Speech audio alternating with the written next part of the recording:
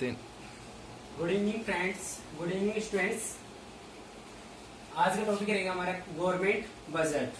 तो government budget होता है क्या, मीनिंग है जिसका government budget is estimated expenditure and receipts of the government related to a particular period. तो क्या होता है जी, गवर्नमेंट की जो रिसीप्ट्स और एक्सपेंडिचर क्या होता है, ब्योरा होता है, ब्रीफली संक्षेप होता है कि इन फ्यूचर वो कितना खर्च करेगी और कितनी इनकम जनरेट होगी। वो फ्यूचर पीरियड से संबंधित होता है। वो फ्यूचर पीरियड कौन सा होता है, वो 1 अप्रैल से स्टार्ट होता है और 31 मार्च उसका एंड होता है।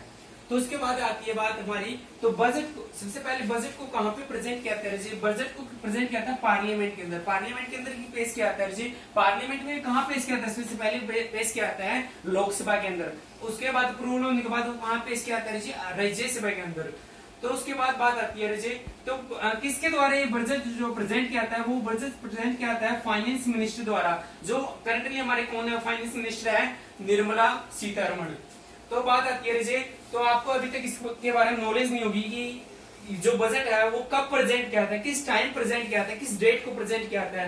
तो जी 2016 से पहले इसको बजट को प्रेजेंट किया था लास्ट डे ऑफ द फरवरी, मतलब लास्ट 28 फरवरी हो या 29 फरवरी, 28 फरवरी उसकी और 29 फरवरी उसकी है। वो डिपेंड करता है आपके ईयर पे। अगर आपको लीप ईयर है तो प्रेजेंट किया जाएगा 29 फेब को, अदरवाइज किसको प्रेजेंट किया जाएगा 28 फेब को। 2016 के बाद 2016 के बाद वो प्रेजेंट किया जाने लगा 1 फरवरी को। कब किया जाने वाला, 1 फरवरी, मतलब first day of the Feb. तो बात आती है कि डेट तो होगी मेंशन, बट ये कहते हैं कि इस टाइम प्रेजेंट किया जाएगा। तो टाइम की बात आती है जी, 1999 से पहले प्रेजेंट किया था 5 PM पे, मतलब शाम के 5 बजे प्रेजेंट किया था। और 1999 के बाद 11 बजे, सुबह की 11 बजे प्रेजेंट किया जाता है। तो ऐसे इसका रीजन क्या है, इसका रीजन ये था कि उस टाइम जो हमारे 1999 से पहले ब्रिटिश ट्रेडिशन को फॉलो किया था। किसको फॉलो किया था, ब्रिटिश ट्रेडिशन को। किसको, ब्रिटिश ट्रेडिशन को। ब्रिटिश ट्रेडिशन का मतलब क्या है कि यहाँ पे जो टाइम जोन का गैप था, जो हमारे टाइम जोन, जो हमारा टाइम है वो BST से, BST का मतलब क्या है, यहाँ पे ब्रिटिश समर टाइम है। ब्रिटिश समर टाइम से हमारा जो टाइम है वो 4.5 घंटे आ गए। तो इस वजह से अगर हम 4.5 घंटे आ गए तो उस हिसाब से देखा जाए तो प्रेजेंट किया जाता है उनके हिसाब से। वो 12:30 के अराउंड किया जाता है, क्योंकि हमारा जो टाइम जोन है वो 4.5 घंटे आ गया है। तो उसके बाद प्रेजेंट किया लगा हमारा जो 1999 के बाद जो प्रेजेंट किया लगा हमारा बजट, वो सुबह की 11 बजे प्रेजेंट किया जाने लगा। तो बात आती है जी, तो हमारी जो गवर्नमेंट है हमारी इकोनॉमी चलाती है, हमारे देश को चलाती है, तो चलाएगी कैसे, तो कुछ ना कुछ तो खर्चे होंगे। खर्चे के लिए क्या चाहिए, इनकम तो चाहिए। तो खर्चे कहाँ से होंगे जी, इसको 2 एलिमेंट बनेंगे यहाँ पे, एक तो एक्सपेंडिचर और एक बनेगी यहाँ पे रिसीप्ट्स। तो हमारे रिसीप्ट्स के 2 पॉइंट यहाँ पे, एक रिवेन्यू रिसीप्ट्स और एक हमारी कैपिटल रिसीप्ट्स। तो बात आती है हमारे एक्सपेंडिचर को 2 टाइप के हैं, हमारे रिवेन्यू एक्सपेंडिचर और एक हमारा कैपिटल एक्सपेंडिचर। अब बात करें हम अपने कंपोनेंट्स की, component of the government budget. तो गवर्नमेंट बजट के कंपोनेंट्स है जो 2 कंपोनेंट्स हमारे, एक तो रिवेन्यू है और एक हमारा एक्सपेंडिचर। तो रिवेन्यू में 2 टाइप की हमारे पास रिवेन्यू आएगी गवर्नमेंट के पास। कौन कौन सी रिवेन्यू है, एक तो आएगी हमारी रिवेन्यू रिसीप्ट्स होती है, एक हमारी होती है कैपिटल रिसीप्ट्स। तो बात आती है कि जी रिवेन्यू रिसीप्ट्स कौन सी होती है, रिवेन्यू रिसीप्ट्स वो होती है कि गवर्नमेंट को जिसमें बदले में रिटर्न में मतलब कोई बेनिफिट ना देगी, मतलब पैसा तो आएगा गवर्नमेंट के पास, बदले इसके बदले में कुछ गवर्नमेंट कोई भी सामने वाले कुछ भी नहीं देगी। तो वो कौन सी है, जैसे हमारे इसमें 2 टाइप कैटेगरी आएगी, तो टैक्स रिसीप्ट्स, एक non tax receipts.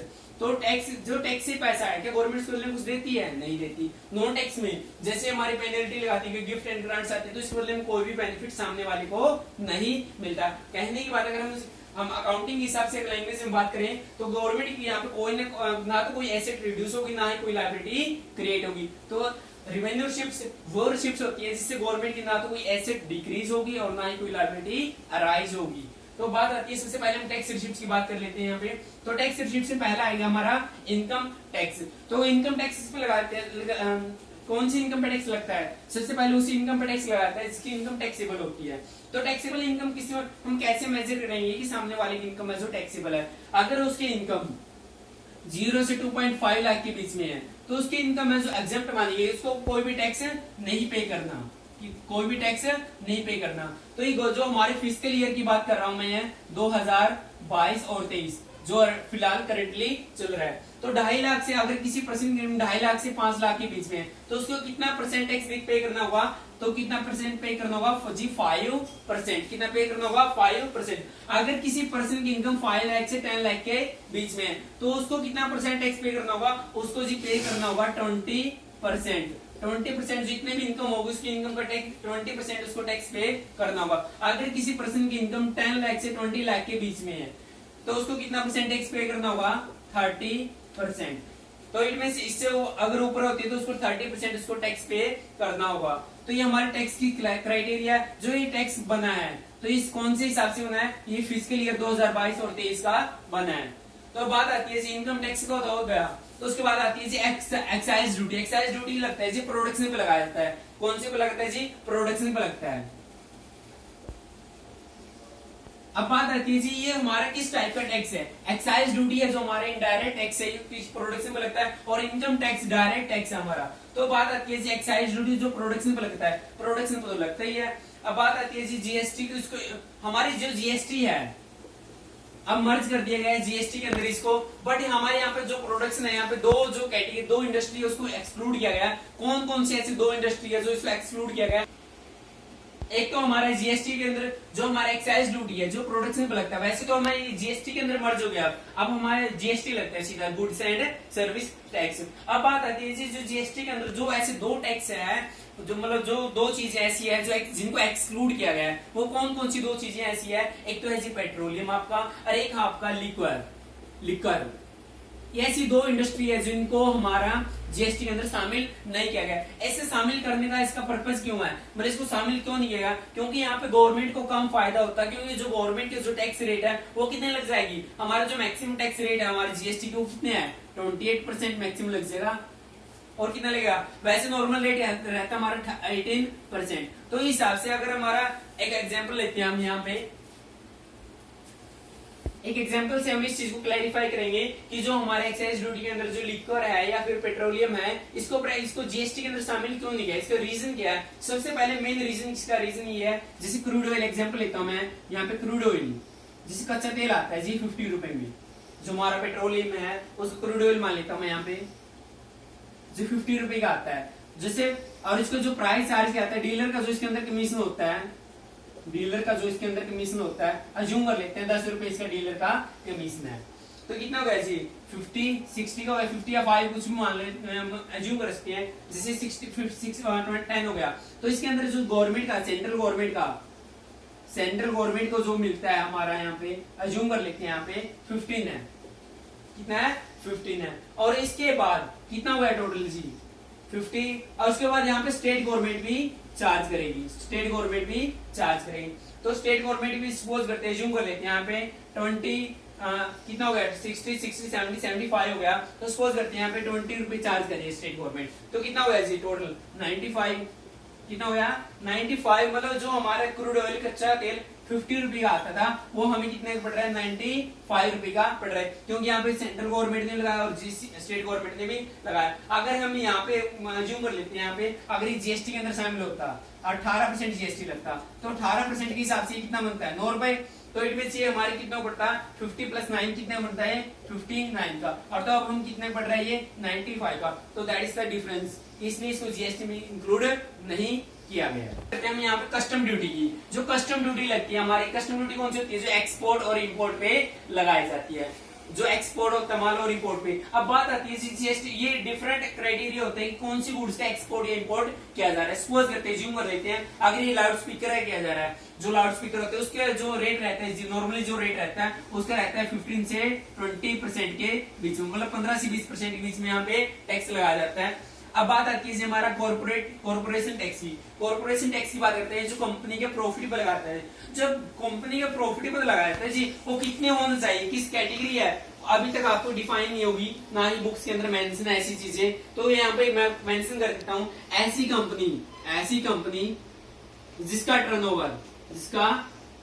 Turnover 400 crore है, 400 करोड़ है, तो उसका जो पे करना है कितना 25%, कितना पे करना है 25%, मतलब 400 करोड़ से कम वाले का 400 करोड़ है तो उसको कितना पे करना है टैक्स 25%, जिसका टर्नओवर 400 400 से ज्यादा है, मतलब इससे ज्यादा है, तो उसको जे पे करना है कि उस कंपनी को कितना टैक्स पे करना है, 30%। ध्यान दीजिए एक बार दोबारा से, जिसका टर्नओवर कंपनी का 400 करोड़ है उसको पे करना है 25%, या 25 मतलब 400 करोड़ से कम है। अगर किसी कंपनी का टर्नओवर 400 करोड़ से ज्यादा है तो उसको पे करना पड़ेगा जी 30% टैक्स की फॉर्म में देना होगा। उसके बाद आती है एस्टेट ड्यूटी। एस्टेट ड्यूटी होती है जो किसी संपत्ति कर होता है, किसी एसेट पे लगाया जाता है जी। एसेट कौन सी एसेट पे लगाया जाता है? अगर सपोज करते हैं एक पर्सन है, उसकी मृत्यु हो जाती है, एक पर्सन है, अगर वो डेथ उसकी मृत्यु हो जाती है तो उसकी जो प्रॉपर्टी है उसकी इसमें डिस्ट्रीब्यूट की जाएगी। इसकी जो प्रॉपर्टी है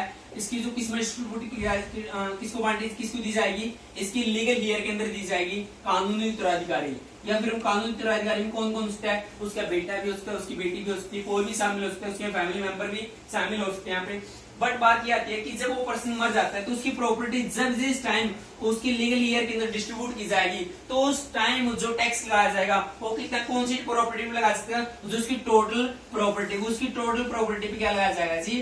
टैक्स लगाया जाएगा। इसको हम क्या बोलेंगे? Estate duty. क्लियर? उसके बाद की बात करते हैं हम कैपिटल रिसिप्ट्स की बात करते हैं यहाँ पे। तो आई होप यहाँ पे रेवेन्यू रिसिप्ट्स आपको क्लियर हो गई होगी सभी को, आई थिंक। तो बात आती है कैपिटल रिसिप्ट्स की। कैपिटल रिसिप्ट्स कौन सी रिसिप्ट होती हैं जिसके बदले में या तो गवर्नमेंट की एसेट डिक्रीज होगी या फिर कोई ना कोई गवर्नमेंट की लायबिलिटी क्रिएट होगी।